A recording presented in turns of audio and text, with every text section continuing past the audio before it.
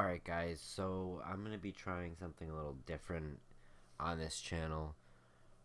Right now what I'm going to be doing is basically showing my development of my game Ciphers Room. And I'm going to be doing some other stuff. I have an itch.io page that I have multiple games on that if you want to check out you can go look at. But yeah, so I'm just going to hit play here. And we'll actually do maximize on play. And so here's my game. Here's the backstory right here.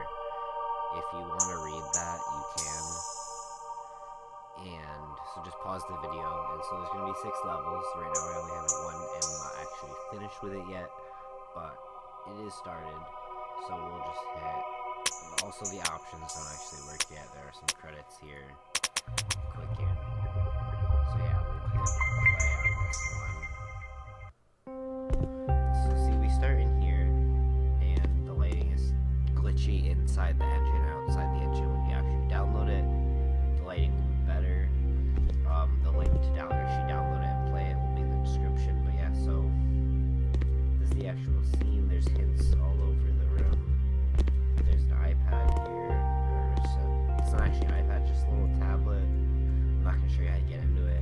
Hit escape to leave it. Computer, same thing. I'm not gonna show you the secrets. You're gonna have to figure that out yourself. There's a safe there, and there's a note over here. So yeah, I just wanted to show that off really quick.